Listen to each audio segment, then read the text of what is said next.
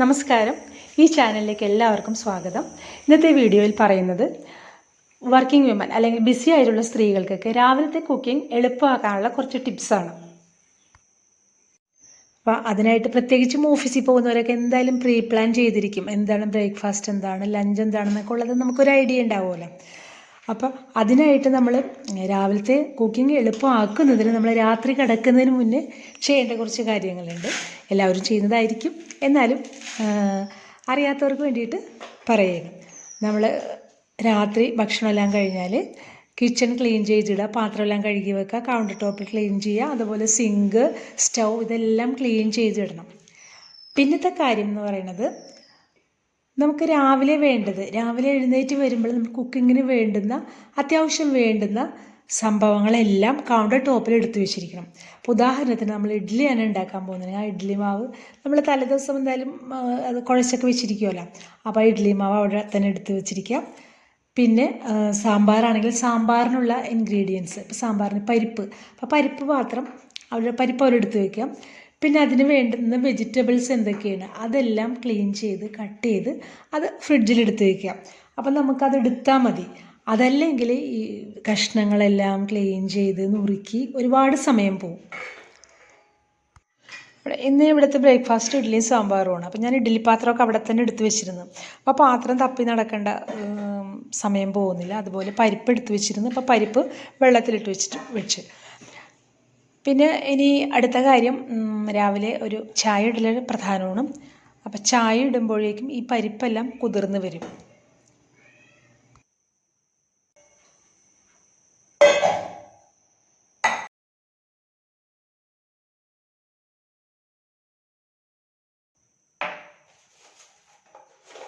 അപ്പം ഞാൻ ചായ ഇടുകയാണ് ആദ്യം. ഒരടുപ്പിൽ ചായ വെച്ചിട്ട് മറ്റേ അടുപ്പിൽ ഇഡ്ഡലി വയ്ക്കുകയാണ്.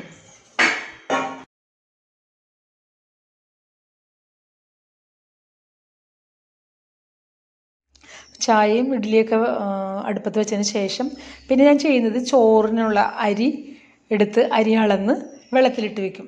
അപ്പോൾ കുറച്ച് നേരം അരി കുതിർന്ന് ഇരിക്കുമല്ലോ.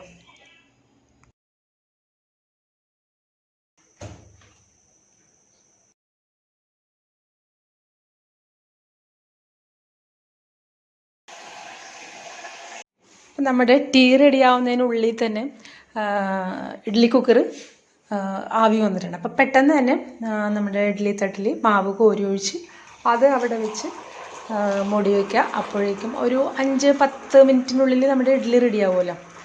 അപ്പോൾ ആ ഇഡ്ഡലി റെഡിയാവുന്ന സമയത്ത് ഞാൻ ചായ കുടിക്കും.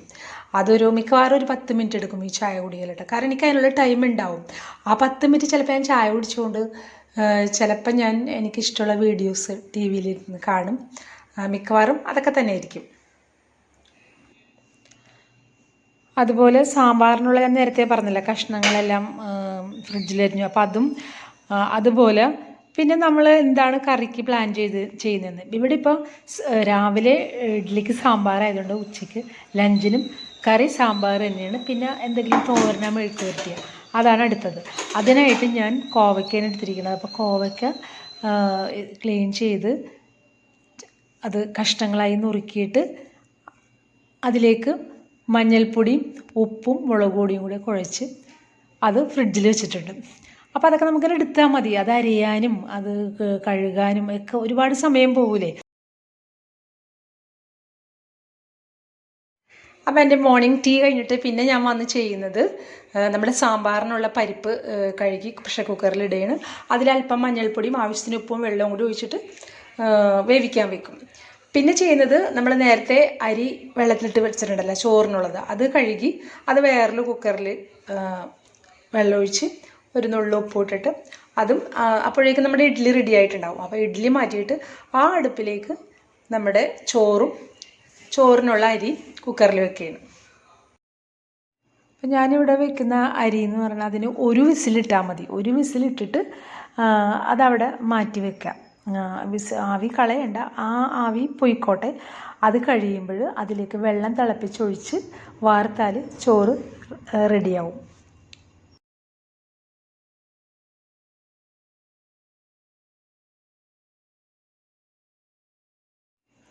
ഇപ്പോൾ സാമ്പാറിൻ്റെ കഷ്ണങ്ങളൊക്കെ ഒന്ന് ചെറുതാക്കി നുറുക്കുന്നുണ്ട്. പിന്നെ ഇതാണ് ഇപ്പോൾ ഈ കാണിച്ചതാണ് നമ്മുടെ കോവയ്ക്ക, അതും മസാലയൊക്കെ പുരട്ടി വെച്ചിരിക്കുന്നതാണ്. പിന്നെ തക്കാളിയും വെണ്ടയ്ക്കയൊക്കെ ഒന്ന് നുറുക്കി വെക്കുകയാണ്. പിന്നെ ഉച്ചയ്ക്ക് പ്ലാൻ ചെയ്തിരിക്കുന്നത് മുട്ടയാണ്, ഓംലെറ്റ് അല്ല. ഇവിടെ ഓംലെറ്റിനെല്ലാം കൂടുതൽ ഇഷ്ടം മുട്ട പുഴുങ്ങി എടുത്തിട്ട് അത് ഒന്ന് ചെറുതായിട്ട് ഫ്രൈ ചെയ്തെടുക്കുക എന്നുള്ള മീൻസ് അല്പം വെളിച്ചെണ്ണ ചൂടാക്കിയിട്ട് ഫ്ലെയിം ഓഫാക്കിയിട്ട് അതിൽ മുളക് പൊടി ഉപ്പും കൂടെ ഒന്ന് വാട്ടിയിട്ട് അതിലേക്ക് നമ്മൾ ആ ഗ്രേവി ഈ മുട്ടയിലൊന്ന് പൊതിഞ്ഞെടുക്കാം. അതാണ് ഇവിടെ കൂടുതൽ ഇഷ്ടമാണ്. അപ്പം അതുകൊണ്ട് അതാണ് ഒരു ഐറ്റം. അപ്പോൾ ആ മുട്ട ഞാൻ കഴുകി വെച്ചിട്ടുണ്ട്. ഇനിയിപ്പോൾ ഈ പരിപ്പ് വേവുമല്ലോ, നമ്മൾ സാമ്പാറുള്ള പരിപ്പ് വെന്ത് കഴിഞ്ഞിട്ട് അത് മാറ്റുമ്പോൾ ഞാൻ മുട്ട പുഴുങ്ങാൻ വെക്കും. അപ്പോൾ നമുക്ക് സമയം ഒട്ടും പോണില്ല. ഇങ്ങനെ പ്രീ പ്ലാൻ ചെയ്തുകൊണ്ട് ഒന്ന് കഴിയുമ്പോൾ ഒന്നും നമുക്ക് ഒട്ടും സമയം പോണില്ല. എനിക്കിവിടെ കുറച്ച് സമയം പോകുന്നതെന്ന് പറഞ്ഞാൽ ഷൂട്ട് ചെയ്യുന്നതുകൊണ്ടാണ് സാമ്പാറിനിടാനുള്ള മല്ലിയിലയുള്ളത്. മല്ലിയില ഇതേപോലെ ചെറുതായിട്ട് കഴുകി വൃത്തിയാക്കിയിട്ട് നുറുക്കിയിട്ട് ഇതുപോലെ ഒരു കണ്ടെയ്നറിൽ മുകളിലും താഴെയും ടിഷ്യൂ പേപ്പർ ഇട്ട് വെച്ചിരിക്കും. കുറച്ച് ദിവസം അത് നല്ല ഫ്രഷായിട്ട് തന്നെ ഇരിക്കും. ഇനി അടുത്തത് സാമ്പാറിനുള്ള പുളി പിഴിഞ്ഞ് വെക്കാൻ കേട്ടോ.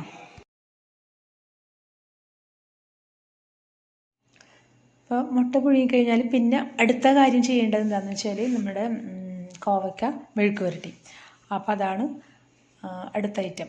അപ്പോൾ അതിനൊരു പാൻ അടുപ്പത്ത് വെച്ച് വെളിച്ചെണ്ണ ഒഴിച്ച് കടുകും ജീരകം വേണമെങ്കിൽ ജീരകവും കൂടെ പൊട്ടിച്ചിട്ട് പിന്നെ കുറച്ച് അത് ഈ നമ്മൾ സാമ്പാറിലെടുത്ത കഷ്ണങ്ങളുണ്ടല്ലോ, അപ്പോൾ അതിൽ സവാള ഉണ്ട്. അതിൽ നിന്ന് കുറച്ച് സവാള എടുത്ത് ചെറുതായിട്ട് അരിഞ്ഞ് പിന്നെ കുറച്ച് വെളുത്തുള്ളിയും കൂടെ മതി. അത് ഈ കടുകൊക്കെ പൊട്ടിച്ചതിന് ശേഷം ഈ ഉള്ളിയൊക്കെ ഇട്ട് വാട്ടി അതിന് ശേഷം നമ്മൾ മുളക് പൊടി മഞ്ഞൾപ്പൊടി ഒന്നും ഇടേണ്ട കാര്യമില്ല. കാരണം നമ്മൾ അരിഞ്ഞ് വെച്ചിരിക്കുന്നില്ല, അതെല്ലാം ചേർത്ത് കുഴച്ച് വെച്ചതാണല്ലോ. അപ്പോൾ അതും ഇട്ടിട്ട് ഒന്ന് ഇളക്കി കൂട്ടി സിമ്മിലിട്ട്, വെള്ളം ഒഴിക്കാറില്ല, സിമ്മിലിട്ട് വേവിക്കുകയാണ് ചെയ്യുന്നത്. അപ്പോൾ അതായിരിക്കും മെഴുക്ക് പുരട്ടി കൂടുതൽ ടേസ്റ്റ്. പിന്നെ ഇടയ്ക്കൊന്ന് നമ്മൾ ഇളക്കി കൊടുക്കണം, അടി പിടിക്കാണ്ട് നോക്കണം.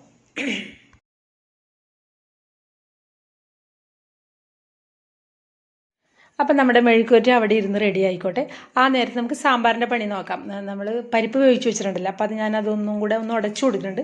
അതിന് ശേഷം അതിലേക്ക് ബാക്കി കഷ്ണങ്ങൾ ചേർത്ത് കൊടുക്കുക. അതിൽ ചേർക്കാണ്ടിരിക്കുന്നത് തക്കാളി, വെണ്ടക്ക, പിന്നെ കൊച്ചുള്ളി, ഇത്രയും ഇപ്പം ചേർക്കണില്ല കേട്ടോ. ബാക്കി ചേർത്ത് ആവശ്യമെങ്കിൽ വെള്ളം ഒഴിച്ചിട്ട് വീണ്ടും ഒരു വിസിലിട്ടാൽ മതി. അപ്പോൾ നമ്മുടെ ചോറിൻ്റെ വിസിൽ വന്നു. അപ്പോൾ നമുക്കത് മാറ്റി വെച്ചിട്ട് നമ്മുടെ സാമ്പാറിൻ്റെ കുക്കർ അതിലോട്ട് വെച്ച് കൊടുക്കാം. നമ്മൾ ഈ കുക്കിംഗ് ചെയ്യുന്നതിൻ്റെ ഇടയിൽ ശ്രദ്ധിക്കേണ്ട ഒരു പ്രധാന കാര്യം എന്ന് പറഞ്ഞാൽ അതിനിടയിൽ സമയം കിട്ടുമ്പോൾ നമ്മൾ ആ ഉപയോഗിച്ച പാത്രങ്ങൾ അപ്പം കഴുകി വൃത്തിയാക്കി വെക്കുക. അതല്ലെങ്കിൽ ഈ പാത്രങ്ങളെല്ലാം കുന്നുകൂടി പിന്നെ അതെല്ലാം ഒരു വലിയൊരു ഒരു ബാലികേറാമല, ഇത്രയും പാത്രം ഉണ്ടല്ലോ, ഇതെല്ലാം കൂടെ കഴുകണ്ടേ. അപ്പം പിന്നെ നമ്മുടെ ആ മൂഡ് പോവും. അപ്പോൾ അത് ഒഴിവാക്കാനായിട്ട് അപ്പം ആ പാത്രങ്ങൾ കഴുകി വൃത്തിയാക്കി വെക്കുക. അപ്പോൾ കുക്കിംഗ് നല്ല ഈസി ആയിട്ട് അല്ലെങ്കിൽ നമുക്ക് എൻജോയ് ചെയ്ത് ചെയ്യാൻ പറ്റും.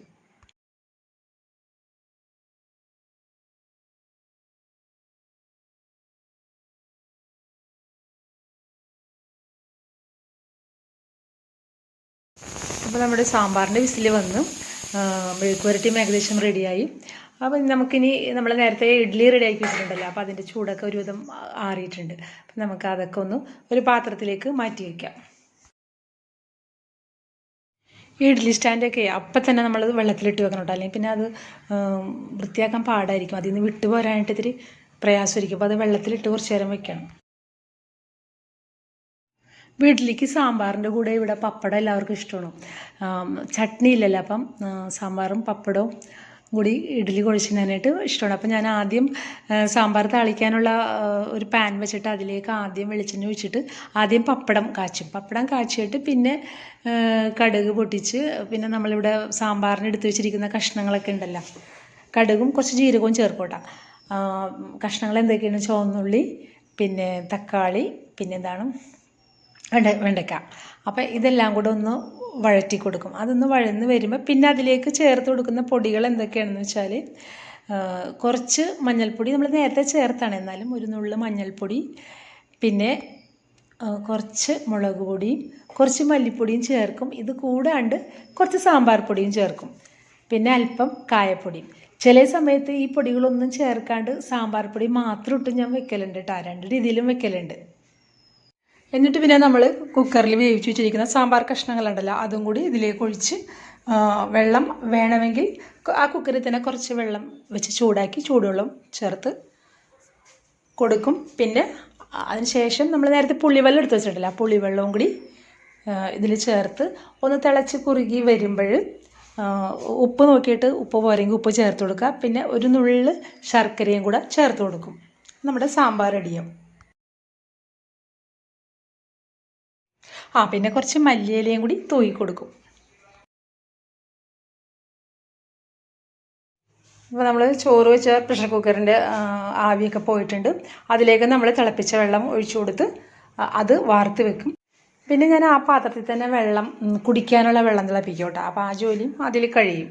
ചിലപ്പോൾ ചിലർക്കൊക്കെ ഇതിനേക്കാൾ കൂടുതൽ ഐറ്റംസ് ഉണ്ടാക്കേണ്ടി വരും. അതായത് കുട്ടികളുള്ളവർക്ക് ചിലപ്പോൾ അവർക്ക് എന്തെങ്കിലും സ്പെഷ്യലായിട്ട്, അല്ലെങ്കിൽ പാരൻസ് ഉള്ളവർക്കൊക്കെ അവർക്ക് എന്തെങ്കിലും സ്പെഷ്യലായിട്ട് ഉണ്ടാക്കണമെങ്കിൽ അപ്പോൾ കുറച്ചും കൂടെ ഐറ്റംസൊക്കെ ഉണ്ടാക്കേണ്ടി വരും.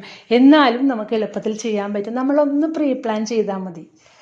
നമുക്കധികം സമയമൊന്നും പോവില്ല.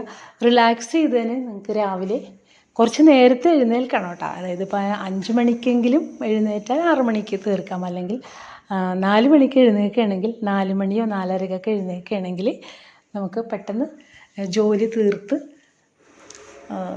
കൂളായിട്ട് ഇരിക്കാം രാവിലെ. എനിക്കിവിടെ 1 മണിക്കൂറാണ് ടൈം എടുത്തത് ഈ കുക്കിങ്ങിന്. അതായത് 4 മണിക്ക് തുടങ്ങിയിട്ട് 5 മണിക്ക്. പക്ഷേ ഷൂട്ട് ചെയ്തിട്ടാണ് ഇത്രയും സമയം, അല്ലെങ്കിൽ ഇത്രയും സമയം വേണ്ടി വരില്ല. അപ്പോൾ നമുക്ക് ഇങ്ങനെ ചെയ്യുമ്പോൾ നമുക്ക് കുറച്ച് സമയം നമുക്ക് കിട്ടും അല്ലേ. ഇപ്പോൾ 4 മണിക്ക് എഴുന്നേറ്റ ആൾക്ക് 5 മണി വരെ ടൈം കിട്ടുകയാണെങ്കിൽ നമുക്കതൊരു സെൽഫ് കെയർ ടൈമായിട്ട് എടുക്കാം, അല്ലെങ്കിൽ മീ ടൈമായിട്ട് എടുക്കാം അല്ലേ. അപ്പോൾ നിങ്ങൾക്ക് ഈ വീഡിയോ ഉപകാരപ്പെടുമെന്ന് വിശ്വസിക്കുന്നു. നിങ്ങൾക്ക് ഈ വീഡിയോ ഇഷ്ടമായാൽ ലൈക്ക് ചെയ്ത് ഷെയർ ചെയ്ത് സബ്സ്ക്രൈബ് ചെയ്ത് തന്നെ സപ്പോർട്ട് ചെയ്യാം. താങ്ക്